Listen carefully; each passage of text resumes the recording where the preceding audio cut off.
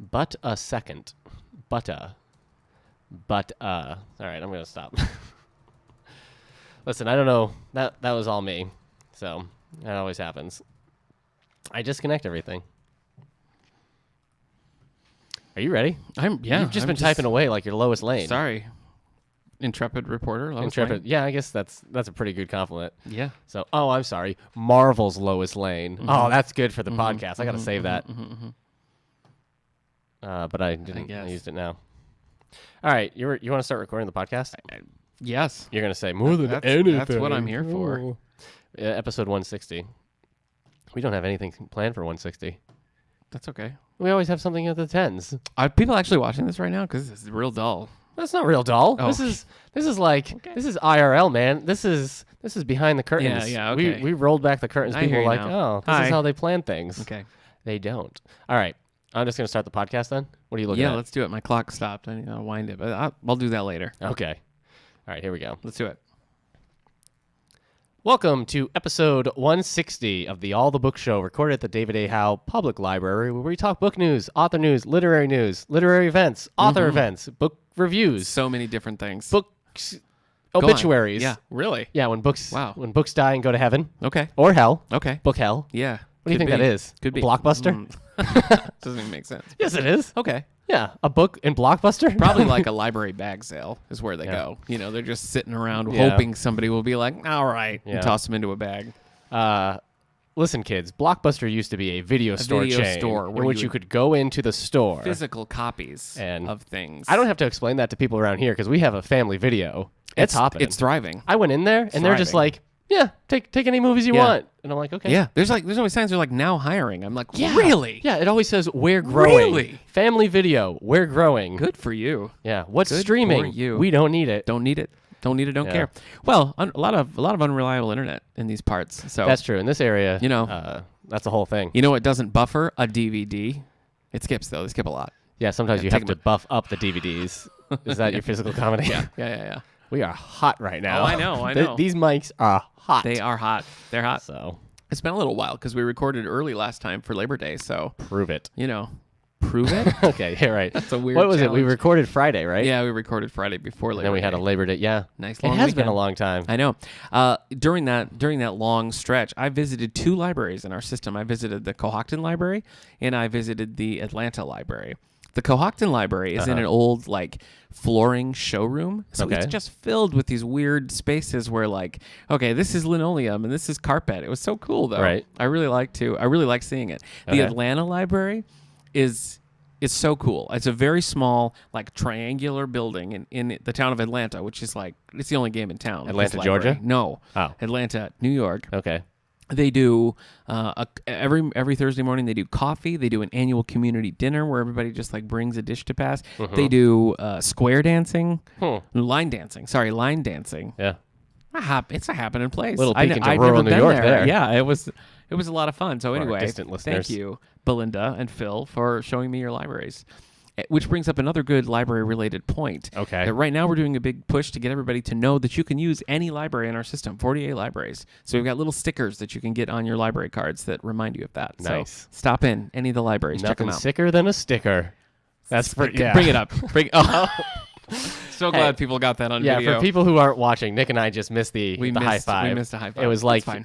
yeah, it was like we were both wearing monocles that Yeah. were set at different prescriptions. You're right. So Ooh, busy week, long week. yeah, We've got our play coming up in the auditorium. She Loves Me, musical. this sounds like library news. No. I guess it makes I directed this show 10 years ago, and we're doing a revival, I guess, with some of the original cast. We're going to Right. be talking to some of the cast members a little later.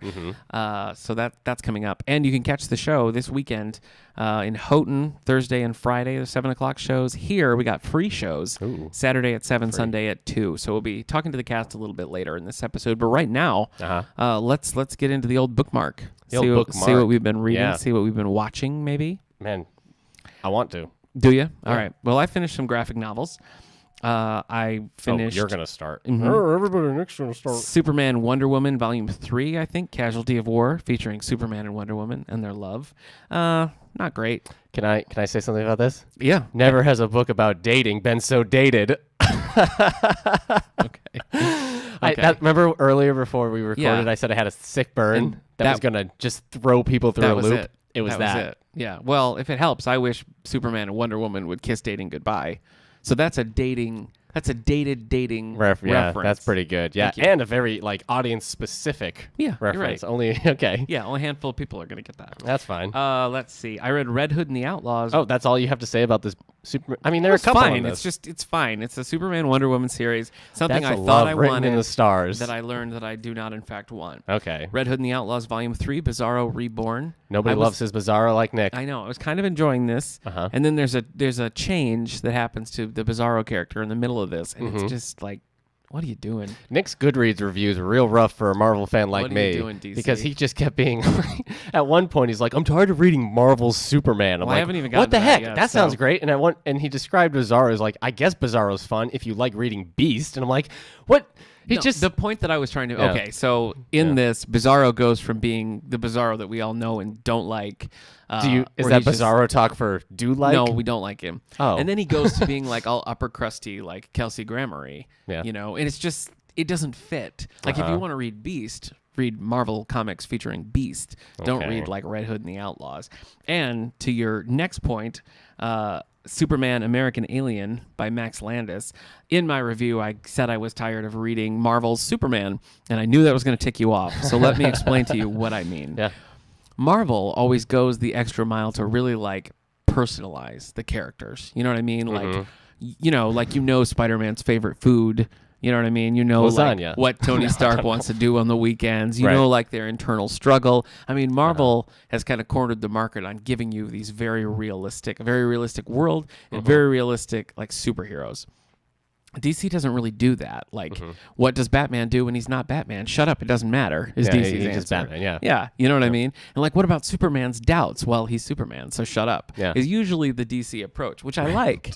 And lately, like with Superman, they've been trying to be like, no, he's got all this power, but he's just a bro. Yeah. He's just a bro like you and me. Yeah. And this was just all about how normal Superman is. Okay. And I don't know. I was like, well, great. That's not Superman. You know, Yeah. Superman's goodness is his defining characteristics. It's the only thing that like sells that Superman. No, he likes going putt-putt every Sunday with his exactly. wife and his mom. Which he would if it was a Marvel comic. And that's not a bad thing. It's just not Superman, Yeah. you know? Yeah. And so this whole thing was just about really like bringing Superman so down to earth. There's really no recognizable characteristics. And I like Superman being this distant beacon who just brings goodness. He just brings like you look for darkness, you look for like these flaws, and he just doesn't really have them. And that's I think what makes the character both difficult to work with but interesting to read about, because you have to find ways to make that work in like a society where that is not the norm. So I think to strip that away, you have a million other characters like that done in a better way by Marvel. Yeah. That's true. So I think you still have an attitude about it. No, so no, I think that you I'm should teasing read you. it. I and just keep think trying to you'll- come up with other things you could be like other stuff. I Yeah. think that you should read it because American I think Alien? that you'll get Isn't it. Max Landis kind of like a tool? I don't know. I think online he's kind of just like a blah blah blah I blah don't really kind know of guy. anything about him, No. but the book was fine, and some of it. Max it's one of those Landis- ones where it changes styles every issue. Some I really liked, and some were just like, bleh.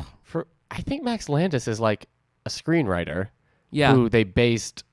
who's the Lex Luthor is based on in Batman v Superman. That's Jesse Eisenberg's take. Oh, I see. Yeah. Well, he looks like him. just Well, looked I him think up. like the way he acts and everything, you have Max Landis to blame. Okay. So it looks like Max Landis is really peeving you off in the Superman world on purpose. I guess he is. Yeah. Just right. going all over the place. Yeah. Yeah. What else you Oh, read? I see. He wrote Chronicle, Oh, sure. the movie Chronicle, He wrote the movie Chronicle. and the movie Bright, which everyone loves. Oh, no, I haven't seen that. Yeah. I haven't seen it either. All right, what else? What else you read? Sorry. Oh, okay. Well, no, let's talk Bright. No.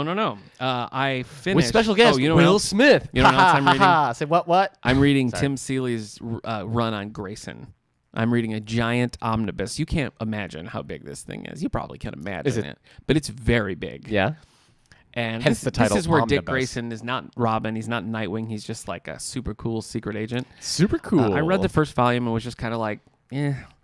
But I'm reading all this other stuff sort of after it. And I mean, I love Dick Grayson as a character, so I feel like I have to read this. And so I got the nice big chunky omnibus. And I'm liking it a little more Yeah. this time around. Okay. Grayson, Nightwing, Secret Agent, Superstar. Yes. Go on. I also read Odds On by Michael Crichton. His first published work, writing is John Lang. Yeah. And we're going to do a whole episode on his debut. As soon as I finish it. As soon as Eric finishes it. So I'm not going to talk about it much now. Yeah. And it's not just because it would be R-rated because of all the sex. I'm not yeah. I'm not even going to mention. I'm only like 40 pages into it. Yeah, so there's been 38 sex Yeah, scenes? yeah. Cool. It's intense. I finished Little Fires Everywhere by Celeste Ng. Celeste Get it? Ng, as it's pronounced. That's what you do every time I say Celeste Little Ng. Fires Everywhere. You go, ah! Yeah, I know. It's my thing. You're reacting. Anyway, I finally got around to reading it. Good I've job. actually had it on hold from Overdrive for months, and it finally just came. Yay. And this is one where she basically weaves this tapestry of characters. Ooh. You start following this character, and then it's like this character's friend, and then this character's friend's mom, and then this character's friend's mom's coworker, and it just keeps going like that. Okay. And so, there were moments in it where I was kind of like, I don't want to talk about the character I'm interested in's orthodontist. Like, I don't want that. So I got a little impatient here and there, but you got to have patience, because by the end of it, I guess that's true. you do. By the end of it, it really starts to cook, where there's so many different things where it's like, but if that happens, what about that person and that person and that person? So it's all going somewhere. Right. You know what I mean? So that's the thing when you're reading it. You got to remember all of these little turns.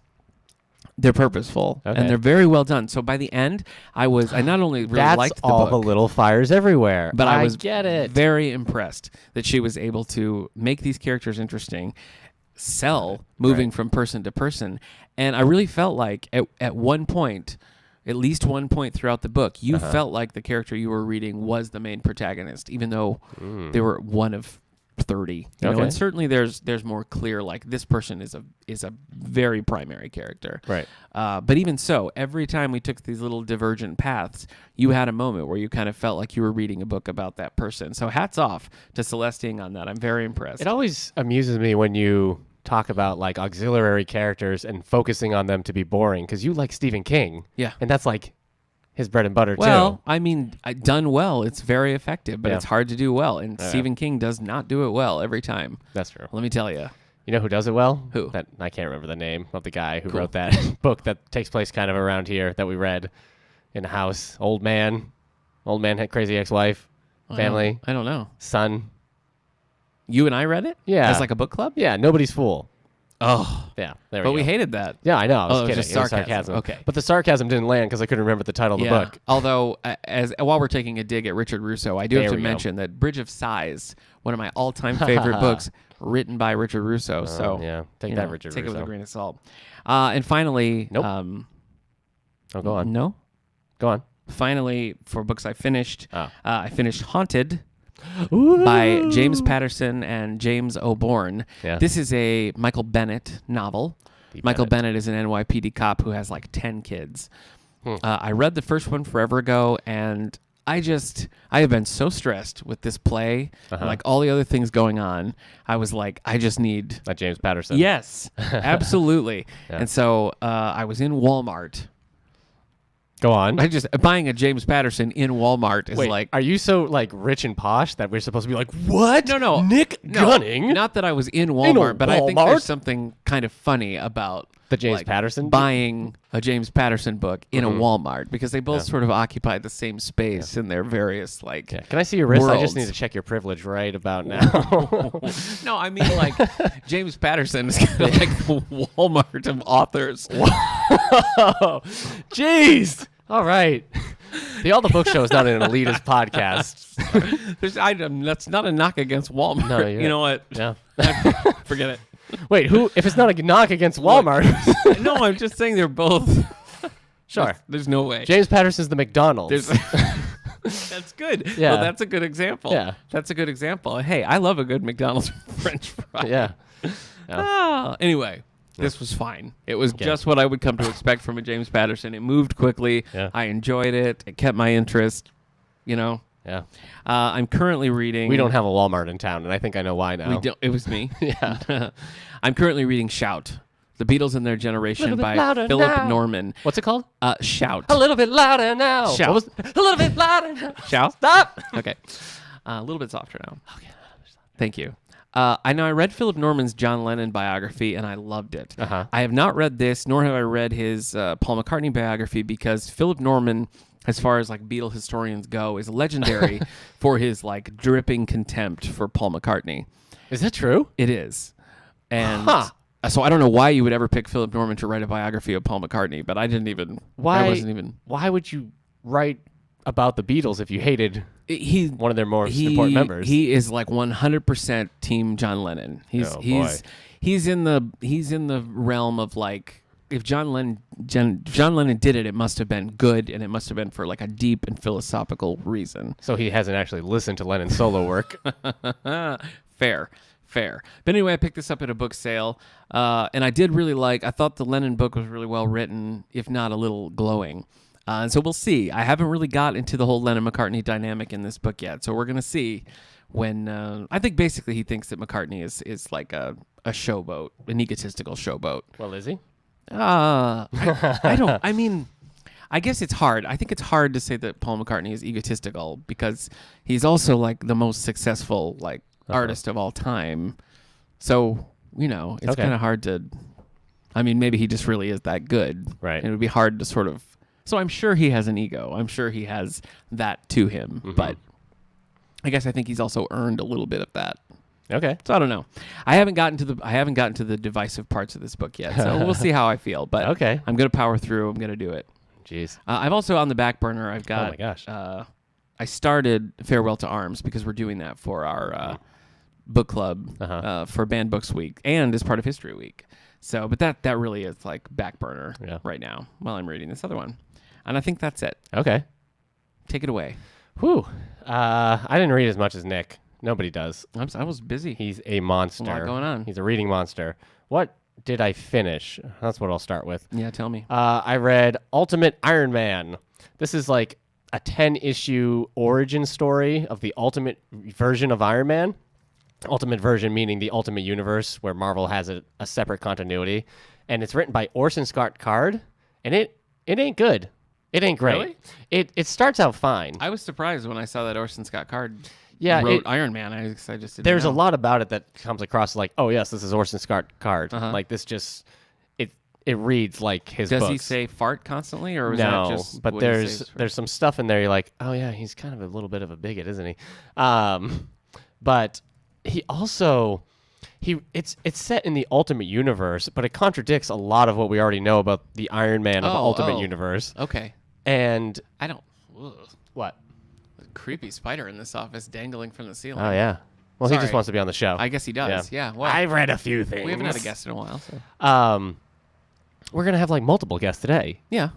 Spider can wait. He can be one of them. He's in Oh, the that's show. true. All right. The thing is, like, it reads like if this was a separate Elseworld kind of story of Iron Man, it would be fine. But because it's set in a certain continuity, it just doesn't work. And it's always about a teenage Iron Man. But Iron Man in the Ultimate Universe, when we meet him, is like in his 30s. So it's weird. He becomes Iron Man at the end of it. And then it's like, so he was just secretly Iron Man for 20 more years or something? Weird. Yeah, it was real weird. And the art is good in the first half and bad in the second half. I hate when that happens. But the reason I read Ultimate Iron Man is because guess what? I'm back in the Ultimate Universe. yes. So again, in like 2000, Marvel started an Ultimate line where they restarted their continuity, but modern day. And I stopped reading it in like 2006. Okay. Because I read Ultimate Spider-Man all the way through, but I stopped reading Ultimate X-Men and their ultimate version of the Avengers in 2006 because I didn't have the money, and then I started school. So I decided to get back in on my Marvel Unlimited app. Boy, that's pretty dated, isn't it? Ultimate? Yeah. It did. When I came back in, I was like, oh, right, these versions of the characters. And, like, they do feel a little dated. I think especially. I haven't read a ton of Ultimates, but I remember Ultimate X-Men feeling very dated. Iceman is very bro. Yeah. He's very like, where's my Xbox 360? I'm Iceman. He's the kind of guy who's like, Xbox name would be Iceman Rocks with an X at the end. Yeah. Because he's an X-Men, too. Yeah, Iceman That's pretty Rocks. clever, actually. Yeah. Anyway, well, the thing about Ultimate X-Men, like when it started, Mark Millar wrote it, and he's not a subtle writer. He's very big. He's very like ridiculous. People used to say he's the Michael Bay. He writes like Michael Bay back before that was entirely a bad thing to say. So like he's just about these big cool moments that you can put a splash page on and that like you can remember and all these like quippy lines, but like there's not a lot of like Directed by Zack Snyder. yeah. But like for a long time, Ultimate X-Men, like if somebody hadn't read comic books and they wanted to read something, I would give them my hardcover of Ultimate X-Men, the first 12 issues. And it always seemed to work because it was like, it was cool, it was modern, they didn't have, they got to see like the origin. And it had, Jean Grey's got that punk haircut. Jean Grey has the punk haircut. But it always seemed to work, and I always liked it. So what happened was like Mark Millar left, and he was like a superstar writer. Bendis took over, and that was bad. Brian K. Vaughan came in and took it over, but before he was like, Brian K. Vaughan! And then Robert Kirkman did, before Walking Dead was like a TV show and everything, I'm pretty sure. And I'm reading the Robert Kirkman stuff. It's not bad. The couple issues I've read, they're very hectic, and it feels like there's a lot of danger involved, like because it's certain characters can die because it's an alternate universe. Right. It does kind of feel like earlier X-Men years where it was a little bit more hectic and dangerous. Okay. Where things weren't entirely written in stone. So I've been enjoying coming back, and so I added on my Marvel Unlimited app all the Ultimate titles I haven't read. So I'm gonna read all the Ultimate Avengers. I'm gonna Ultimate Fantastic Four. Yeah, all of it. Ultimate Fantastic Four is the one that I read the most of, and I loved the way it started. But Yeah. boy, did that book smoke out. Yeah. I mean, It's so the last Ultimate X-Men I read is volume 17, and on Goodreads a lot of people are complaining that like, oh, they're rushing through everything, they're introducing too many Ultimate versions of characters and all this stuff, and I'm like, well, this comic only lasted for 12 more issues, Right. so I think Yeah. if you were gonna get your Ultimate version of Cable, Ultimate Dazzler. now's the time. Yeah, she's been there for a while. Oh, has she's she? been there since the Brian K. Vaughan times. All right. So sorry. I thought that was gonna be funny. Ultimate. but it wasn't. Yeah, sorry, man. Ultimate Morph. No, yeah, he hasn't been there yet. All right. So, yeah, I'm going to be reading a lot more Ultimate stuff. Bring it on. It's been, I still don't, I'd have to go back, but you know what? Even though it's dated, I still love, like, a lot of the first couple of Ultimate X-Men stuff. It's just so I remember liking the big first and volume. ridiculous. Yeah. All right, what else did I read? No more Ultimate. Oh, I Hit me. read Batman Volume 6 by Tom King. That's Bride or Burglar? Burglar. There's no U between the G and the L. Burglar. Yeah, Burglar. This is where Batman is gonna marry the Hamburglar. Yeah, Batman and Hamburglar are getting hitched. Finally. And Hamburglar has to Finally. decide, is he going to be Yeah. Batman's true love? Yeah. Or is he going to constantly just go steal hamburgers? Is he gonna keep burgling? Yeah. Yeah. Now, I can't really tell you what this is about. It's just a couple of stories that are happening before the wedding volume. So Catwoman at one point breaks into a bridal store and looks at dresses and thinks about her past with Batman. Boy, I wish you wouldn't have told me what happened. Poison Ivy takes over the whole world and Batman stops her. Some kid wants to be Bruce Wayne, so he kills his parents. I don't know. Intense. It's very weird. It's not a great volume, but I think it's also just spinning its wheels Yeah. to get to the wedding Getting issue. there. So I still don't know how I feel about Catwoman and Batman getting married. Mainly because like she's a criminal. Yes. Also, people who like Batman and Catwoman are married. Catwoman, Selena Kyle. Right. Selena Kyle and Bruce Wayne got married. Yeah. Yeah. So Batman and Catwoman are announcing to the world, we are married. Maybe that's staying a secret. Yeah, that but I think probably people will know Batman and Catwoman just keep running around. Yeah. Hanging out. Yeah. Yeah. Solving crimes Getting together. froyo. So, yeah. That reminds me of the early 90s Uh-huh. when Superman and Lois were going to get married in the comics. Right. And they wanted to time it with what was going on So they with killed Superman. Lois and Clark. Oh, and so they wrote the death of Superman. No, but that is a good segue. No, Oh. I was going to say they kept Lois and Clark kept having to like kick the can down the road because they kept putting off when Right. the actual wedding was going to happen, which led to some dumb storylines on Lois and Clark. Okay. Superman was so embarrassed that he wished he would have had a death of Superman. Wow. So, but he did. Yeah, and then he did. He had a death of Superman, Then which he they did. turned into a movie, which we just watched. Yeah, which they turned into a movie 10 years ago. Yeah. Which we watched. Yeah. And honestly, the hot take here, I liked it better. The original one? Yeah. Superman Doomsday. Yeah. Superman Doomsday was the first DC animated movie that they did. And it was like the first time they did any DC animated anything Yeah. that wasn't like the cartoons Yeah, we grew right, up with, like right. Justice The League and Bruce Timm everything. and all that, yeah. So all new like voice cast that we Yeah. weren't used to. Yeah. And it was pretty good. It was. I really like it. I still Yeah. have it. I still watch it. It's what's Adam Baldwin from Firefly. Is, Yeah. It's a weird Superman. yeah. Anne Heche is Lois Lane. Yeah. Some weird choices. Jane Marsden's from I liked like his Buffy. Lex. Yeah, I liked his Lex Luthor. Yeah, he went on to play Brainiac on Yeah. Smallville. So. The problem with this, like the death of Superman, is that like We've seen it Yeah. multiple times. Right. We've read it multiple times. Right. They did it poorly in Batman v Superman. They did everything poorly in Batman. Yeah, v that's Superman. true. And so like we're watching this like 80-minute movie So and it's boring. just like, yes, we know. We've Yeah. seen this. Then nothing new was Yep. brought to the table in a way that would make it like worth recommending. No, I I don't. guess I would recommend Superman Doomsday over it because that changes things Yeah. and compacts it. Yeah. They're making a second movie about the reign of Superman where like Superboy and Steel and is it Eradicator? Mm-hmm. And Cyborg Superman, they're there and everything. And that'd be more interesting, but like, Sort of, but I mean, if this is the Yeah. version we're getting, Yeah. this gave me nothing. It gave me no hope. Yeah. I really don't like the current voice cast. sorry, man. Even Rosario Dawson as Wonder Woman, which sounds like it should make sense. Yeah. I just Yeah, it's all been a weird, work for it's me. been a weird ride. not a fan. So So we do have this to the collection Yeah. because I may have donated my copy after watching it, Oh, okay. but we do have it in the collection, folks.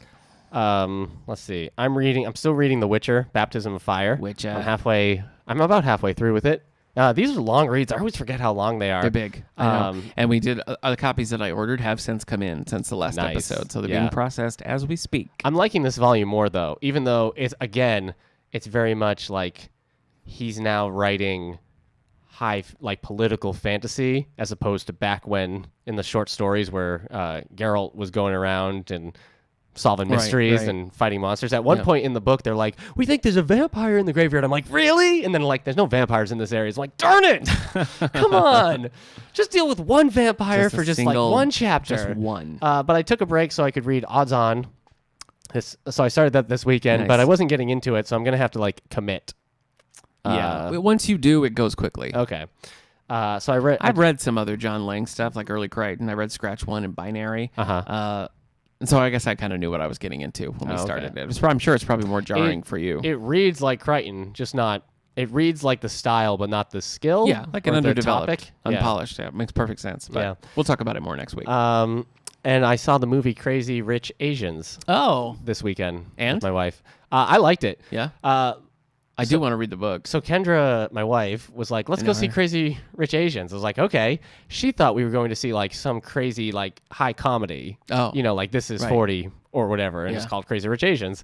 And instead, she didn't realize it was a romantic comedy. Yeah. Which I knew it was. So Right. she was apologizing afterwards, like, "I'm sorry, I thought this was a but I liked it. Yeah. And I thought it was very funny. It was really funny a lot of times. Yeah. Well, I'm definitely planning to see it. so. Something's happened to me as I get older, Yeah, where what? like I cry now at movies that normally I Really? wouldn't have. Like at the end of this movie, I cried. Well, and you're I'm- more in touch with your feelings. I guess what happened was I started. Good for you. I felt it, and normally I like fight that back, but this time I'm like, I'm just gonna cry. Yeah. That's fine. I'm Let it tired happen. of Let it It's- out. Same thing happened before we watched Superman at your house because you were watching Wreck-It Ralph. Yeah. I don't even like that movie. Yeah. And at the end, he's doing his little speech about a bad guy. I'm like, Yeah. yeah, I'm gonna cry now. Huh. It's just Good for you. so either I'm in a really dark place right now and I don't know it, or I'm just like, nah. Sounds I'm like just you're in a good place. Oh, That's yeah. what I think. That's my hot take. Crazy Rich Asians, yes, very funny. Kevin I Kwan. don't author know of if that. I think it's they're. a trilogy. The books. Yeah, I don't know if they're gonna do the other movies, Mm-hmm. like the other books into movies, but the whole cast is in it. Captain from Star Trek, the first couple episodes of Discovery. Oh yeah. I can't think of her name. Michelle Yeoh. Yes, Michelle Yeoh is in it. And it's funny, like seeing her now and being like, "Oh, you're the action star as well." 'Cause Right. she was like a big action star in the Yeah. '90s. Oh, So much yeah. they put her in James Bond. Right. They put her in Die Another. No, Tomorrow Never Dies. Yeah. So, but now she's playing. She's playing slightly more like refined characters. It seems like. She's one of the best parts about Star Trek Discovery. But she's only in it for 2 episodes. Okay. Gasp. Yeah. Kevin Jeong is in it. He's pretty funny Yeah, that yeah, too. yeah. Ronnie Chang from The Daily Show as well. Is he? Okay. Yeah. So the whole movie is very good. I would definitely recommend going and seeing it. I guess that's it. For Okay. me. All right.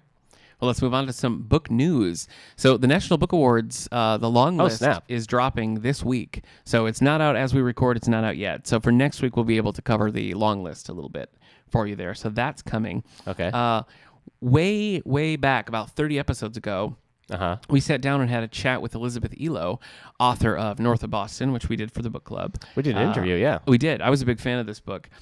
in that interview, she was talking a little bit about something that she was working on, set in Siberia in the cold, and so she gave us a little bit of a taste of that. At the time, she didn't give us a title. She didn't Right. have a set date for when it was coming out, but it was something that she was working on. It was pretty anticipated because North of Boston did very well. Anyway, we just got the news that Finding Katerina M, as it's called, will be coming out in March of 2019. So this is a seriously advanced notice here. Super. So I sent Elizabeth a quick note just congratulating her on that and saying we'd love to have her back on the podcast. So hopefully we can work that out because she indicated she wanted to come back and talk to us about this as it got a little bit closer. So hopefully we can set that up in the future. If you want to hear the first interview that we did with her, that is episode 132. I recommend picking up North of Boston, and looking forward to Finding Katerina M coming out in March of 2019. Here's a recreation of the interview. I'll be Okay. playing Nick. Okay. You play Elizabeth. Elizabeth Okay. Eva. Hi, me Nick. What you do? You sounded so much better on the phone. This must be a joke.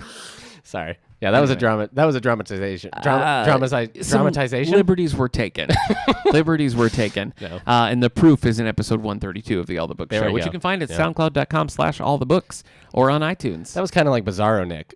Yeah, a little bit. Yeah. A little bit. Who am Nick? Who am Nick? Who am Nick? Do you know there's a young adult series called The Chronicles of Nick? No, I didn't. I sent them down to the stacks. They check out every day, but I couldn't do it. That's rude. No, I'm kidding. That's so rude. They're older. Any news on Frank Miller's Carrie Kelly YA book that's supposed to be coming out? Oh no. You heard anything about that? You are every time you mention it, you're constantly Totally reminding me forgot. it's a thing. Okay. All right. Are you gonna read that?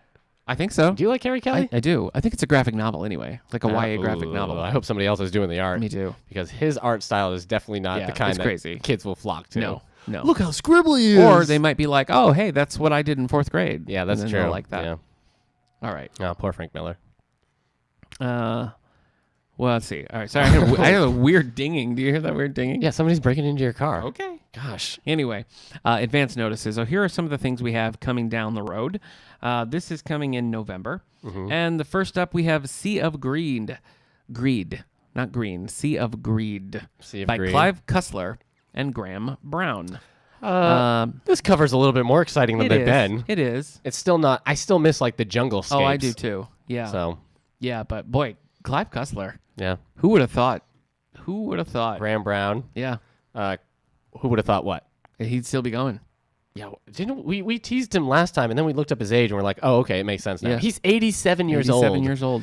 He was born July 15th, 1931. Yeah. He has seen multiple wars, Yeah. moon landings, Yeah. and we're making fun of him because his cover art doesn't have a jungle scape anymore. Yeah. I know. I know. Yeah. Oh, speaking of people in their 80s, I was so sad to hear about Burt Reynolds. Oh, I love Burt Reynolds. I'm sorry, man. I loved Evening Shade. I Uh-huh. loved Smokey and the Bandit. Never seen. I feel like I've seen Smokey and the Bandit 100 times. Wow. There's 3 of them. Uh-huh. I love all 3 of them.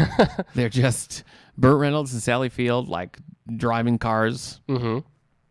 Okay. That's You do basically. like Sally I mean, Field. Jackie Gleason is there as well. Is but that where your Sally Field love comes from? I think it is. Yeah. Oh, Yeah, they're okay. so great in that. I didn't know that. Anyway, Burt Reynolds. We got a lot of Burt Reynolds movies in the collection as well Right. as his biography and that sort of thing. So if you're a Burt Reynolds fan like Yeah. me and are looking to Yeah. find some Burt, Yeah. All Hooper. dogs. Oh, all dogs go to all that heaven. stuff. All Dogs Go to Heaven. Yeah, Absolutely. not the second one. They replaced Burt Reynolds with Charlie Sheen. I was surprised to hear that. Yeah, I think so was Burt Reynolds and Charlie Sheen. Probably. Okay, back to Clive Cussler. From the Uh-huh. #1 New York Times bestselling Master of Adventure, a brand new mission for Kurt Austin and the Numa crew based on a remarkable historical the Numa. incident. So this is split between 1968 and the present day. Oh. You know what? That brings up a good point. Uh-huh. Calling him the Master of Adventure, because usually I'm a little like, is he really when I Uh-huh. do that? But who else writes adventure novels like Clive Cussler? Anymore? Yeah. Yeah, I don't know. I know. I can't think of another. Yeah. I mean, there probably is someone It's out all there, about but- like slightly self-destructive women yes. either seeing or committing a murder. Right. So Yep. Yeah, but there aren't a lot. There aren't a lot of like, this is going to be, you're Yeah. going to have like a fight scene on top of a moving Jeep Yeah. or, you know. well, yeah, see, put that in Girl on the Train. Yeah. Have her fight the killer on top of the train. Well, I mean, she's so drunk. She could never stand up That's on a even more train. dangerous. It is. She's like, oh no. It is. Sea of No. Greed by Clive Yeah. Cussler and Graham Brown. Yeah. Listeners, Boy. if you know who's Boy, right, oh boy. who would be like the new adventure Yeah, writer. Yeah, Let us Clive know. Cussler's heir apparent. I'd love to know. I'd love to hear Yeah. it. And also, if you're writing the book Clive Cussler's heir apparent, let us know and Well, send us the we'd manuscript. love to have you on the show as Sure. well. Boy, you can't keep this author down even if you try. Janet Ivanovich, back with book number 25. Yeah, you told me to find the cover for Look Alive, but you didn't tell me it was Look Alive 25. Oh, okay, so you didn't find it? No, I found it. Oh, well, what are you complaining about? I don't know. I gave you most of the title and the author's last name. Round of applause for Sherlock Holmes for solving that mystery. Janet Ivanovich, Look Alive 25. Stephanie Plum. There's nothing like a good deli, and the Red River Deli in Trenton is one of the best. World famous for its pastrami coleslaw and for its disappearing managers. Over the Yikes. last month, 3 have vanished from the face of the earth. Only What? clue in each case is one shoe that's been left behind. The police are baffled. Lulu is convinced that it's a case of alien abduction. Lulu. Whatever it is, they'd better figure out what's going on before they lose their new manager, Ms. Stephanie Plum. Stephanie Plum. Okay. Catherine Heigl, call your agent. Just kidding. Probably should have called her. Katie Heigl's agent's not taking her calls anymore, Yeah. I'm quite sure. When you join like season 9 Uh-huh. of a USA show, Uh-huh. your star's fallen Sorry. a little Yeah. bit. Sorry. With apologies to Catherine Heigl's Heigl and agent. those who have worked with Catherine Heigl. Yeah. So that's coming out When you started reading the summary of this book, Yeah. it sounded like you were doing a song in like a big show. Like this was the opening There's number. Nothing like a good deli, like that. Yeah, but And the next. the Red River Deli in Trenton is one of the best. Yeah, there you go. World famous. Okay. I don't think there's any music in that. And now, we're putting on a show.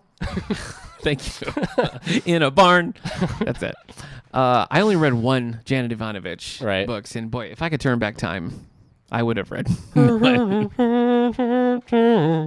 Are you ready for that? Sorry, that was great. The next one is funny. Can you turn because- off Cher? Yeah, I'm hold trying on. to do a Cher Hold on. impression. Cher. All right. All right. If you could turn back time. That was my Cher That was impression. mostly just you singing like yourself No, that was my impression. of Cher. Yeah. Okay. Can you turn Cher back on now? Yeah. Okay. Here we go. You can turn back time. So it's the same thing except for like Cher's got her head in a pillowcase. Okay, that's great. That's Oh, great. With boy. apologies to Cher. New from Richard Paul Evans, the Oh, sure. King of Christmas, if he wants to get in a fist fight with Johnny Yeah, who do we Mathis. say is the Queen of Christmas? Is that The Debbie? Queen of Debbie McCumber? Is that who we say? Probably. No, that's not it. She could be. Okay. She could be. Anne Perry could also. I mean, she's always writing those Christmas novels. But Richard Paul Evans is the king. I mean, it's a tough call between him and Johnny Mathis, I think. Okay. But Richard Paul Evans, the author, Isn't Johnny Mathis a singer? he is a singer. Oh, So in different arenas. Oh, sure. Yeah. This one's funny because it's called The Noel Stranger. Uh-huh. And when I first read it, I thought it said The Noel Strangler. And I was like, whoa, Richard Paul Evans is going dark. Yeah, he's going after that girl in the train Wow. money. Yeah, seriously. Anyway. Listen, oh, we look gotta- right here. It what? says From the King of Christmas. Oh, there I you wasn't go. even making He it up. is, yeah. From the King of Christmas. Yeah. All right. This is Richard long. Paul Evans is the long. king of Christmas. Stephen King. I'm going to read. Probably. Yeah. Probably. This blew my Christmas socks off, Stephen King. Maggie Walter feels like her world is imploding. Oh, that could be geez. a song. Maggie Walter feels like. No, you don't. Oh, you don't I feel see. that time. Sorry, I was. Publicly humiliated after her husband, a local councilman, is arrested for bigamy. Wow. Well, at least he tried to do the right thing and married the other lady. You know what I mean? Yeah. Rather than just an affair. Marriage isn't bigamy. It's big of us. That was so stupid. Arrested for bigamy and her subsequent divorce, she has isolated herself from the world. From her only friend, she gets insistence that Maggie climb out of her role and embrace the season to get out of her funk. Maggie decides to put on a Christmas tree and put up a Christmas tree. Maggie decides to put up a Jeez. Christmas tree and heads off to buy one, albeit reluctantly. She's immediately taken by Andrew, the kind, handsome man Yeah. who owns a Christmas tree lot. The Noel Strangler. I don't know if she wants to. I mean, coming out of a rocky relationship, does she want to align herself with somebody who only has seasonal work? I just. You think this is it? As far as stability, I just You don't think know. he works 24 days of the year? I guess if he does really, I mean, if he's just slammed from Yeah. say Thanksgiving to Christmas Eve, Right. and he can just He's like the pizza shop that's only open on a Saturday rest for of the time 4 hours. just cash the checks. makes the pizza. All I'm saying is, Yeah. Maggie, you want Closes. to tread lightly because you got your Christmas goggles on, honey. Anyway, he Jeez. owns the Christmas tree lot and delivers her the tree. Okay. What? He's also the delivery boy for his Yeah. own Christmas Yeah. business. I have a hot Christmas tree for delivery. Yeah. I don't like it. I Yeah. don't know. I'm seeing a lot of red and green flags, Maggie. She soon learns that Andrew is single. Yeah, doy. And new to her city. And like her, is also starting life anew. Well, Yeah. maybe because he killed someone. Maybe he's the Christmas strangler. Yeah. As their friendship develops, Maggie slowly begins to trust again, something That's she good. never thought possible. No. Then just when she thinks she's finally found happiness, she discovers a dark secret from Andrew's past. He's the Noel Strangler. That last part was probably made up. I It's would made assume. up. Okay. Yeah. Is there more to this stranger's truth? What? Is there more to this stranger's truth than meets the eye? Yeah. The powerful new holiday novel from Richard Paul Evans, the, quote, king of Christmas fiction, Uh-huh. according to the New York Times, Yep. explores the true power of the season, redemption, and the freedom that comes from forgiveness. Yeah. There's Okay. a lot going on in this. A lot. Yeah. Too much. I think Too we made much. fun of what kind of just reads like a standard Christmas story. it does. You're right. Nothing in here is really You're out, right. but Nick's Okay. right. Yeah, and that's going to be a rebound, Yeah. and they're going to have to be reminded of Yeah. that rebound I think you just gotta be careful. every Christmas. I think you just got to be careful. Yeah. That's it for me for advance notices. That almost reads like a Nicholas Sparks if there was like one more element of danger in there. and somebody has to like die as well. Yeah. You know. Yeah, but Maggie's being chased by Yeah. her ex-husband. Yeah, Andrew's cutting down more than Christmas trees. Yeah. Maggie cleaves to her newfound friend, Jake, owner of an antique shop. Yeah. Yeah. Has like a 10-year-old what's the dog with yeah. the saggy face? Not a beagle. Oh, I thought you could say like a 10-year-old daughter. Oh, Like Jake's sure. a single dad. Okay, yeah, That's single dad. Nicholas Sparks all day long. Yeah, single dad. We do have a Nicholas Are we Sparks gonna have episode. a Christmas as a family this year, Dad? I sure hope so. Episode 78, everyone, Wow, that was a while ago. is our Nicholas Sparks Spotlight featuring Kendra Mickles, Yeah. who has started her own podcast. That's you want to true. give us a shout out to? Yeah, she started a podcast with her brother, Yeah. Corbin Andrews, Corbin and Corbin. and her cousin, Christian Flincham, and she's Kendra Mickles. So that's three people all related. Yeah. Not a single similar last Not name a singular in there. last name. What's it called? Nostalgia Me This. Look for Nostalgia Me This. It's a podcast where they're talking about things. Each week, one of them brings something that they're see. nostalgic about to Okay. the other two, All and right. they have to like watch it. Okay. And it was weird. The pilot is her brother, Mm-hmm. and he's bringing Last Samurai. And I was like, that's really weird. That's not an old film. Yeah. But it is. It came out in 2003. Oh. So it's 15 years old. Fun story. And like, I guess for me, it was just like, because I watch it still. Yeah. So I haven't gotten nostalgic about it. But like, oh my gosh, this film, this is nostalgic now for Yeah, some people. Yeah, So, apparently. Here's a fun story that ties it in with Michael Crichton. I had a group of friends. We were going to the movies, Uh-huh. and they wanted to see The Last Samurai. Uh-huh. And I was know like- what you. I was like, no, I don't want to see that. I don't want to see like Tom Cruise be a samurai. Let's go see Timeline. Yeah.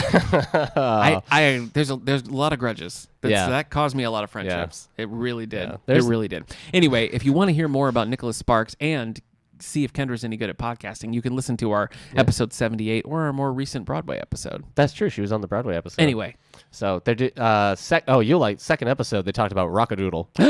I love Rockadoodle. That comes out soon too. Hashtag Don Bluth forever. So, All right. Yeah. Let's hear the New York Times bestseller list. all right. This is the New York Times bestsellers list for just said hardcover that. fiction. They know. Kind of a strange week. Oh, So that's fun. Some things are back. Some things are new. Mm-hmm. Some things are old. Some things are blue. Okay. Isn't that what you do at a wedding? Yeah. Something blue. Something Something old, something new, something borrowed, something blue. And sometimes, like in like mean comedies, like somebody's like, "Oh, there's my something old," and Yeah. they point at like the mom-in-law. Or something. I don't know. You Yeah. know what I mean? Right. Okay. Anyways, number 10 is There by Tommy Orange. That's not funny. His name is Orange. Okay. Okay. There You're by right. It's Tommy not funny. Orange, It's a not funny at all. multi-generational story exploring the plight of urban Native American. Sorry, everybody. Nick's on a tear today. So, I don't know what this is. This is the only fun I've had in the last 2 weeks. So please. Number Please. 9. Number 9. Before We Were Yours, Lisa Wingate. This book's not going anywhere. It's not. I think I'm turning this into a very depressing movie starring Jessica Chastain. Probably. A South Carolina lawyer learns about the questionable practice of a Tennessee orphanage. Jeez. Is she the actress now that I think about, like, for these kind of, like, stories? Jessica Chastain? Yeah. Brie Larson, maybe? Yeah. She tends to be in sad I think stuff. Amy Adams maybe a while ago. Aged out. Yeah. Whoa, jeez. But She now, can run the orphanage. But now I'm Goodness. like, no, Jessica Chastain. She's the lawyer. Has Jessica Chastain done work in a while? I feel like She was in Molly. That was Oscar nominated. Molly's Game. Molly's Aaron Game. Sorkin thing. Yeah. Nobody saw that. Yes, and they- nobody she's gonna liked be. it. She's gonna be in. People liked it. No, they didn't. I think they did. I don't think so. She's gonna be in It Too. She's It playing 2. the adult version of that character. It too, Electric Boogaloo. Yeah. So, I wish more people would use Misleading. Electric Boogaloo as the I don't even know who did. yeah. Who is it? Who? It's every time I look it up, I think. Isn't it a movie? Yeah, it is. It is. But I always think it's going to be something that I know, but it's not. Breakin'. Breakin' 2, Electric Boogaloo. All right. Well, now we know the origin. Number 8, Sherilyn Kenyon. know. This book is called Stygian or Stygian, Look a out. dark hunter novel. The 29th book in the dark 29. Yeah. 29th book in the Dark Hunter People series. love their sexy wolf people. A trained slayer forms alliances with enemies. They get sexy back tattoos and fight each other. Wow. All right. I've told the story on the podcast how I bought a Sherilyn Kenyon book that one time, right? Yes. Yeah. But I want to hear it again. I hadn't been reading for a long time. Long time. Like I dropped out of high school. I started reading. I was only reading comics and Yeah. playing video games, and I started noticing my So much has changed. I started So much noticing has my changed. vocabulary. Oh no! Oh, my no. vocabulary Sounds like someone needs to read some more Sherilyn Kenyon. was slipping. So I was like, I need to start reading again. Yeah. And so I did. But I didn't know what I liked because all I knew I liked was Jurassic Park and Animorphs. I love it. And so I picked up this book called, I can't even remember what it's called now. Dark Nights, something Nights. Yeah, I bet they were. And it read like the son of Morgan Le Fay Yeah. and King and Lancelot Yeah. has to fight Yeah, back. yeah. And I'm like, this sounds so cool. And I read it. It was just, dirty sex scenes Yeah. and Was it- them referencing Spam-A-Lot? Well, if you compare it to Michael Crichton's Odds On, which was sexier? The Sherilyn Kenyon book or Odds On by Michael Crichton? Sherilyn Kenyon. Sounds I like guess, someone yeah. hasn't finished Odds On. All right, continue Yeah. with the list. Anyways, I finished the book. I'm gonna Right. Nights of Darkness, I think it was. It's on your Goodreads. You can find it. I was people I was young and naive. Yeah. And I learned. Cersei is back at number 7. Madeline Who's Miller. reading this book? Who is it? Zeus banishes Helios' daughter to an island where she must choose between living with gods or mortals. Is this a what is this? I don't know. Is I this don't like know. a modern retell? Is she like from New York? I don't know. And now she's like, and she has to go to she's like, oh, you don't have Wi-Fi? I wish I had an answer. I'm Cersei. I wish I had an answer for Where's you. my designer jeans? Where is it? All right, so number 6, Pieces of Her. Have we talked about this one? I don't know. Because it's new. No, it's been here for 2 weeks on this list. Anyway, Pieces of Her by Karen Slaughter. Karen Slaughterhouse 5. When a violent incident reveals her mother's secret past, Andrea Oliver searches for clues to save her. I've only read one Karen Slaughter. Uh-huh. All the pretty girls or something like that. And she slaughtered your But interest. boy, did I hate that book. All right. I aggressively hated that book. Sandra Brown, Tailspin, number 5. A pilot navigates treacherous situations when he attempts to deliver a mysterious black box Yeah. to a doctor in Georgia. Yeah. Can't you just...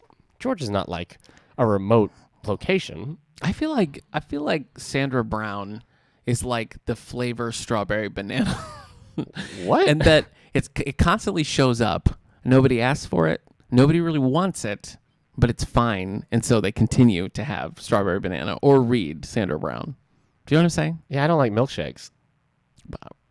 You don't mean strawberry banana No, milkshakes? I mean just in general, like yogurt or like a smoothie. I like strawberry banana smoothie. Do you? Yeah. That's Well, that's maybe a you'll like standard. Tailspin by Sandra Brown. Yeah. Is Shere No- Khan like no Lex accounting for Luthor in taste. this? You ask me that every week. All right. I don't know. Number 4, The Outsider, Stephen King. Nick's not going to read it. I had that one on hold for a million years too, Uh-huh. and I finally got it, and it sat there, just waiting. Right. And I just was like, no, I don't want to read it. So I just Sent it back. sent it back. Wow. I Yeah. probably will someday, but we got to read Cujo and The Dead Zone pretty soon for the Halloween book club. So That's right, Cujo. I have time. Ugh. Ain't nobody got time for that. All right. Number 3. It's The President is Missing. James Patterson. Oh, Bill Clinton. Yeah, we somebody already else did- took him down. He Yes. was at 2. Now he's Oh, at that's 3. right. Now he's at 3. Mm. Yeah, don't cry too many tears for James Patterson because he's at number 2 Oh. for Texas Ranger. Oh, James boy. Patterson and Andrew Borley. That is so uninteresting to me. And the cover of that looks like it was written by Linda Dale Miller. Rory Yates' job and reputation are at risk when he's accused of killing his ex-wife. It doesn't help when they come to arrest him, and he's like, "You're under arrest for the killing of your ex-wife." He's like, "Oh, I've thought about doing it. Yeah. Sure, Not the time. It's not the time, Rory. I've planned it." Yeah. Boy, I wish. No, sir, really. You have the From right. your mouth to God's ears. You do have the right to remain silent. You don't have to say anything. No thanks, buckaroo. Let me show you my gun collection. Oh boy. You want to know who took down two James Pattersons? 2 James Pattersons. Yeah, I do. Do you have a guess? A third James Patterson. Is it Danielle Steele? Because I always guess Danielle Steele. I think Yeah. it's usually going to be Danielle I Steele. got quite the surprise for you. J.R.R. Tolkien. The man's dead. Well, he took down James Patterson. He's dead. Nope. The Fall of Gondolin by J.R.R. What? Tolkien. What is this? Thousands of years before the events of The Lord of the Rings, a hero named Tor visits a secret city. Edited by rapscallion Oh, no. Christopher Tolkien. Ah, just when you thought you'd heard the end of the Tolkien estate, I have found this written on the back of a cereal box by my father in 1912. Can I? A mere 3 lines I've turned into 400 pages of scrolling, epic J.R.R. Tolkien style. Yeah. Christopher Tolkien is the Nick Cage of of co-authors, Amen. in that he's having his own national treasure. He's exploring old mines. He's Yeah. exploring ancient cities, Oh, I looking know. for hidden manuscripts of his father. Yeah. So yeah, Christopher Tolkien, I mean, pretty soon somebody else is going to have to be like, co-writing Christopher Tolkien. they are, yeah, Yeah. because Christopher Tolkien, let me give you an age on Chris Tolkien. You care to guess? 93. 93. Oh my gosh. Exactly 93 Really? years old. Yep. Coming Oh, up I should've on put money on coming that. up, but a big 94 in November. So Wow. early happy birthday to Christopher Tolkien. Yeah, James Tolkien writing for Christopher Tolkien, writings Yeah. for James R.R. Yep. Tolkien. Yep. Yeah. Well, it's. I think mean, it's, do you have any interest in this kind of stuff? no. You don't. No, I mean some people do. Oh, sure, yeah. I think a lot of it always kind of struck me that So, I mean, is this a novel? yeah, I think it always struck me that like Lord of the Rings fans didn't really appreciate this extra stuff. They see it almost as like non-canon, but I could Right. be wrong. Yeah, I don't know, man. I like the idea of a 93-year-old Christopher Tolkien like exploring mines, Yeah. all curmudgeon-y with his like super like. I It's don't just, know, it's just wide-eyed too much. assistant. There's Yeah. got to be other ways. Like, get a metal detector. You know Yeah. what I mean? There's Yeah, other sure. ways. Yeah. Started in 1917, by the way, and was spun into like the Silmarillion, and now Chris Tolkien has gone back. Yeah, The Fall of Gondolin. Yeah. So part of it's available in Unfinished Tales and that sort of thing. With illustrations by I mean, Alan Lee. good for people who are into this kind of thing. You know, I kind of Yeah. wish that I was.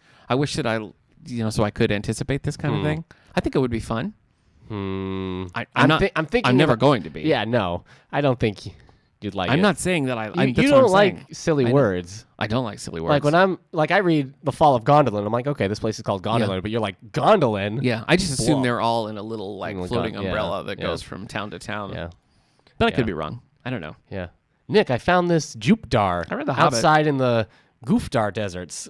You'd be like, oh, I'm out. That's from Dune. What you just read, if I Jupdar, remember right, yeah. the Jupdar. Yeah, you put your hand in a Jupdar and it sends you through the gondola. That's deserts. what it's all about. What? That The was Hopi number one. Anyway, so Well, I guess so. A lot of people didn't care. yeah. Chris Tolkien probably bought 30,000 copies of this. Just to be like, see, there's still demand. I found a little bit more. Yep. J.R.R. Tolkien wrote a spec script for Murphy Brown. Just in time for the revival. I found it. I've dusted it off. Yeah. Yeah. All right. Good for you, Chris. Yeah. Good for you. What if Bilbo teamed up with Matlock?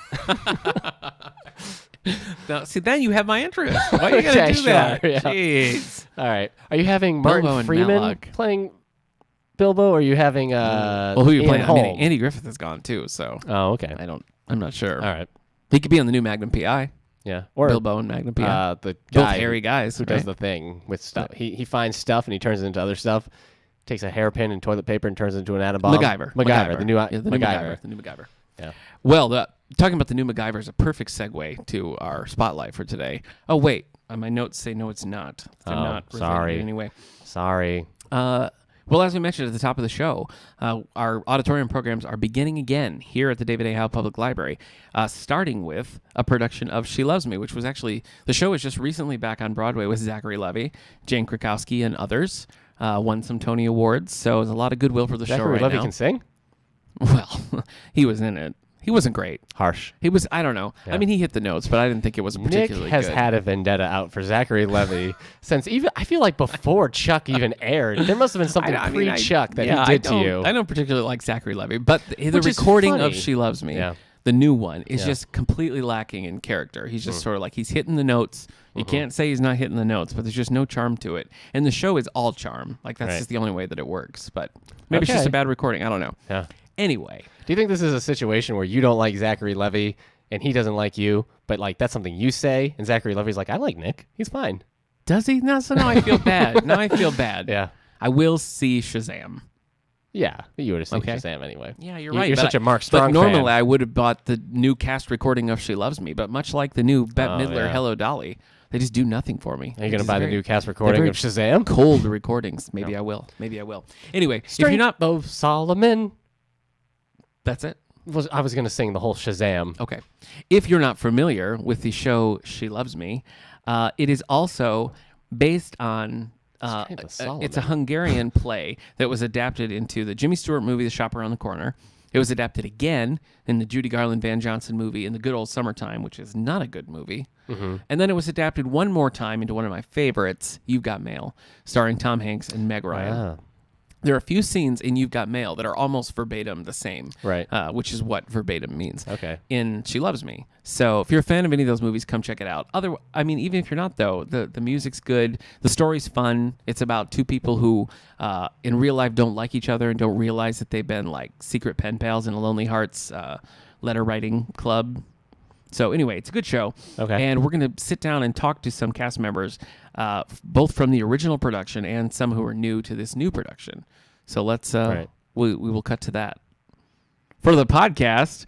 But now, well, we're obviously not Hey, doing that now. I know that it's the wisdom of Solomon. Yeah. Strength of Hercules. Yeah. I said the strength of Solomon. Yeah. I feel like an idiot. Yeah. I feel Okay. like a darn idiot. Well, for those of you watching this either on Twitch or YouTube, you're going to have to hop over to soundcloud.com/allthebooks or anywhere where you get your podcast and find the interviews. But I can tell you a little bit about it right now, just so you're not totally gypped. So She Loves Me 10 years ago was the first thing that I did with Valley Theater. It was really it was the first big musical I ever directed. And it was a lot of fun to do because I was familiar with the show. And this is the first time that I've gone back and like redirected something that I did before. So for me, it's been an interesting experience to catch myself like directing it very differently than I did when I was like 24. So that's been cool. Have you had any experience with doing that sort of thing? You haven't, right? Nope. You haven't done like a show twice or anything like that. No. I've done it very few. I played Albert and Bye Bye Birdie twice, Okay. like 5 years apart. I was in Father of the Bride, and then like 15 years later, maybe 10, I directed Eric in a production of Father of the Bride. Oh, yeah. Did you enjoy being in Father of the Bride? I can't remember. Sometimes. You did? Yeah. You liked it? Okay. But this is the first On time I've occasion. actually like gone back and redirected something. So Right. it's been an interesting experience. It has reinforced the fact that I don't particularly enjoy directing musicals like I do directing plays. So Yeah. I think this is sort of my retirement from the directing musicals game. Yeah. But I do think tough it's going to game, be a man. good show because I really I love the Broadway cast recording, the original with Barbara Cook and Jack Cassidy is great. Okay. And I also like the 90s recording. Fun thing about the 90s recording, It's got Trent two of the Reznor from characters Nine in Inch it. Nails. No, but the waiter is played by the guy who did Jafar. Oh, and that's the funny. little like teen delivery boy is played by the singing voice of Aladdin. So you have Oh, them both on that yeah. recording. and That's kinda fun. Neat. So anyway, you can hear more when we talk about the cast, or we talk to the cast when you listen to the podcast portion of this. But Yeah. for now, we can just dive back in. Dude, library news. All right. Boop. Well, of course, the big library news is the play coming up. Oh, boy. So that Did is. we not just do a whole segment on this, We Nick? did, but the dates are as follows: 7:00 on Saturday the 15th, 2:00. We're closing on a matinee. Sunday at 2:00 on the 16th. And both of these performances are generously sponsored by the Friends of the Library, so totally free. Just stop in, show up, listen to the show. The week after that, the Allegheny Arts Association is sponsoring a concert from Casual Reply.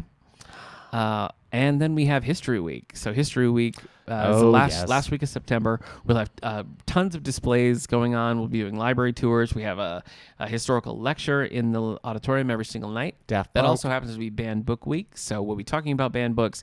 And we're also leading a book club on Ernest Hemingway's Farewell to Arms, which is going to run. I think that's- I think Goodbye. that's Thursday that week. Thursday the 20, whatever that is. Yeah. Do you know what date that is? What? The 27th? It is Thursday the 27th. Good job. Thanks. The other book clubs are reading. What is it? Cujo? No, not yet. Not yet. Gentlemen in Moscow. Moscow. Yes, by Immortals. And The Page Turners is reading Sharp Objects by Gillian Flynn. Ugh. So if you've seen the show, I think there's some differences. So come check it out. And if you Yeah. haven't, it's a good book. Yeah, It is a sure. good book. It's a dark book. There's no thank question about that. But it's very good. It's very good. You put a razor blade on your cover, you've promised yourself I'll never read it. Well, that is a pretty interesting part of the story. I but guess. Yeah. Anyway, it's very psychological Yeah. in that way.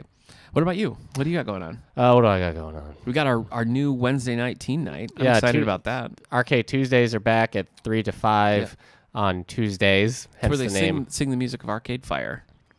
Huh. Is that right? No. Oh, okay. There might be some merit there. Okay. The 12th, we have our teen. Well, all Wednesdays, we have our teen night from Yeah. 5:30 to 7:30. And then we're showing, what is it, Solo? We're showing Are Solo we? on the 5th. Oh, that's fun. I need Since nobody saw it in theaters, this is a perfect time. I needed something. I mean, I guess it's Come on. no, it's kids. I think people will like it if they Yeah. watch it. Yeah. And we've also got Moana scheduled for the 17th at 3:30. Wait, you can't be Moana. I am Moana. Oh, okay. Thank you. 'Cause I am I'm Moana. sorry that I missed the setup for that. That's fine. Otherwise flawless joke. It wasn't really a joke. I agree. Oh, boy. All right. Well, anything else you care to mention for the good of the podcast? No, I guess that's it. Okay. Well, next week we're oh. going to be talking. Oh, No, you're right. next week we're going to be talking about Michael Crichton's debut in the publishing world, Odds On, Yeah. by writing as John Lang, but written by Michael Crichton. Part of the, Michael Crichton is dead. he is. We should say. So, like, He's dead. his debut's in the 60s? This will be our third, I think, Yeah. episode on Michael Crichton, That's true. because we did one of the maybe even episode 2 was like Spotlight is a on Michael spotlight Crichton. on Michael Crichton, and then a few months back we did We did the Dragon Teeth one. we did the posthumous releases. So we talked about Yeah. Pirates Latitude. I almost said Pirates Booty, but it's Yeah. Pirates Latitude. Yeah, that's right. And Micro, which is very good. Right. But anyway, we're going to be talking about his debut, talking a little bit about changes from early Michael Crichton to Yeah. latter day Michael Crichton. Yeah. So should be a good time. Yeah. Anyway, thanks for tuning in. Remember to rate the podcast on iTunes or anywhere that you can rate us. Go ahead and do that. Yeah. Like and share. You're just on somebody's forum. You know the drill. They're talking about like the next Tom Cruise movie. Be like, you know what? I really like this podcast, the All the Book Show. 5 stars. Perfect. Go well, ahead we and did do talk about a Tom Cruise movie in this episode, so it's a perfect tie-in. Last Samurai. Last Well, Samurai. Yeah, and check out, what's that podcast again? Nostalgia Me This. Nostalgia Me This. Check it out. Yeah. All right. Thanks for tuning in, folks. We'll see you next week. We still got our podcast or our Twitch friends. Hi guys. All right. Hi Twitch. Thanks for watching, everybody. Would you like it if we sang and danced more? Or? No, what? What? Ask them that. Oh, okay. We won't do it. All right. Do you got anything else? You wanna say? No. But I see Tattooed Virgo has some information here I didn't even see. Breaking 2 is about breakdancing in the 80s. Yeah. I never saw Breaking 1, which is probably about breakdancing in the early 80s, I would think. Yeah. And then yeah, Breaking time 2. goes on. Yeah. And Tailspin absolutely was a cartoon, a great cartoon. yeah. So Part of the Disney Afternoon. What was your favorite Disney Afternoon cartoon? I did really like Tailspin, but Rescue Rangers was probably it. Oh, boy. Probably more than any of the other. Probably more than Oh, Darkwing boy. Duck. That is a tough call. Really? Rescue Rangers or Darkwing Duck is really, and I mean, I love DuckTales as well. Yeah, no, So- I probably watch more DuckTales than anything else, but no, I think I like I had like a Chippendale. stuffed Chippendale that I treasured. Mm-hmm. So as far as merch goes, yeah, probably Chippendale. Okay. That theme song, you can't I mean, all the theme songs are great, but the Yeah. Chippendale theme song is Yeah. next level, Yeah. if you ask me. So, all right. Yeah, Darkwing Duck. That's what I'm saying. It's great. It's Yeah. a great. No, they're all good. I Yeah. watched them all. Yeah. But I guess if I had to pick I one. mean, I when you got into like Bonkers and that era, I was not really on board. Bonkers. Quack Pack kind of stuff. Okay. No, So- didn't really do that. Yeah. Wasn't Gummy Bears part of that too? In the early 80s, I don't watched really a lot of dig Gummy into it. I Bears. didn't really like the Gummy Bears. I liked Gummy Bears. I didn't really get it. But Gummy Bears. great theme song. Nobody's Yeah. going to argue that the theme songs weren't great. Yeah. But, are you sensing a? I think something's happening here. Or Oh, maybe my we ought to word. do like I do a Disney. a Disney afternoon podcast. Those exist. I guess that would be good for Kendra's nostalgia podcast. They're probably all too young to remember the Disney afternoon. Yeah, they were like, we should have Herrick come on and talk about Jurassic Park. I'm like, but that's not a nostalgic movie for me. Right. I just like the movie. Yeah. Yeah, it can't be nostalgic if you're living in the present. Yeah, if you're watching it every is day. your present. I yeah. haven't had time to be I nostalgic. would do a whole episode on the Kool-Aid Man. What? Just breaking through the wall, being like, "Oh yeah." Yeah. You That's think I should? nostalgic. You think if I'm ever on her podcast, I should do like whatever happened to these commercials? Yeah, maybe. Like creepy I crawlers. actually think that would be a great one because you could talk about Pie in Minutes. Yeah, Pie Great. Minutes, Creepy Great. Crawlers. What is your was always favorite childhood commercial? I mean, Creepy Crawlers had a good music. Creepy crawlers. That's pretty Geez, I don't know. There's so many. Right. I guess I always think of Zest Fully Clean. Huh? You know, you're not fully clean unless you're Zest Fully. No, nothing. Pixar did an early one for like a mouthwash, Really? a Listerine one, and it used Tarzan Boy by Baltimorea. Huh. So I remember, like, I really feel like Little Caesars was the one who were like, "Hey, commercials can be funny." oh yeah, with the We whole used pizza, to like, pizza. yes, we used to anticipate the Little Caesars. It was like, everyone, shut up! Yeah. There's a Little Caesars commercial Yeah. on. Get in here! Pizza, pizza. That was big business. Woo! That was big business back in the day. Yeah, So, do I might do the. you want to do an '80s commercial podcast? There was a commercial like series when Yeah. episode 1 came out because Pizza Hut, KFC, Yeah. and Taco Bell are a chain together. Yeah. And they had the rights to Phantom Menace, so they would show scenes from Phantom Menace, but incorporate the Colonel, a Pizza Hut awesome. delivery girl, I love it. and the Taco Bell Chihuahua. Yeah. And they would be like together, and Yeah. like Yo quiero midichlorians. like a ship would show up, and like they'd see the army, and the Taco Bell dog would turn to the Colonel and be like, "You're the real Colonel, right?" That's cool. Yeah. That sounds fun. All right. Honorable mention to Power Wheels. Do you remember those Power Wheels? Yeah, those are commercials? good. Yeah. And the My Buddy commercial. Oh yeah, my buddy. Wherever I go, he goes. Yeah. And there was Kid Sister. Yeah. Same melody, different lyrics. I'm probably gonna give it to Dominoes. I'm gonna give it to the. Oh, hold on. Roller Rider. It's a this guy. scoop board. I do not. On Twitch here, they're talking about the Domino's commercials. I don't remember the Domino's commercials. Do you remember Domino's? I Had remember a little Pizza red Hut. guy. Can't remember his name. Pizza Hut had the. Pizza Hut had the Making It Great. Making It Pizza Great? Hut had the like slice, the pizza slice. Oh, okay. And he'd be afraid of like Steve, the pizza cutter. Yes, I remember that Yeah. now. Pizza Hut. I Pizza mean, face. They were all. Remember the? Was there a Batman Pizza Hut commercial or was it just Probably. Pepsi? Yeah, Pizza Hut always had great. Because Pizza Hut and Pepsi is the same corporate parent Yeah. too, I think. Yeah. And of course the Ninja Turtles. Remember the Ninja Turtles with Yeah. the? They had the cassette tapes. Do Yeah. you remember that? Yeah. That was awesome. Pizza Hut had one commercial Okay. where just gotta tell you, Okay. Ringo comes out and he's Oh, like, my "It's word. time to get the lads back together. I think it's been enough time to get the lads back together." So it's this whole thing, and he's like, "Oh, here they are," and the monkeys came in, and he was like, "Wrong lads, Pizza Hut." So funny. Not a highlight for Ringo, I'm sure, but it's Yeah. a funny commercial nonetheless. Boy. All right. So I'm sensing you don't want to keep talking about commercials. No, there's one called it's for Roller Rider. I've sang the whole song goes Roller Rider, it's a scoop board. It's a what? It's a scoop board. That's what it is. Yeah. Rides like a race car, drives like a skateboard. Yeah. Roller Rider, it's Yeah. a scoop board. Yeah. Yeah, Yeah. it was like a scooter, but it had a steering wheel Yeah. instead of handlebars. Right. Roller Rider. That sounds great. All right. All right. Well, yeah. All right. Let's. I have to go watch Break-In 1 Uh-huh. and Break-In 2 Electric Boogaloo, All right. and then we'll report on it next week. All right. Thanks, Twitch. What do you say? What do you call Twitch followers, viewers? Is there a word? Is there like lingo? Bye everybody. That? Okay. Yeah, I mean, they're everybody. Just the royal everybody. That's it. Oh, are we still? No, okay, bye.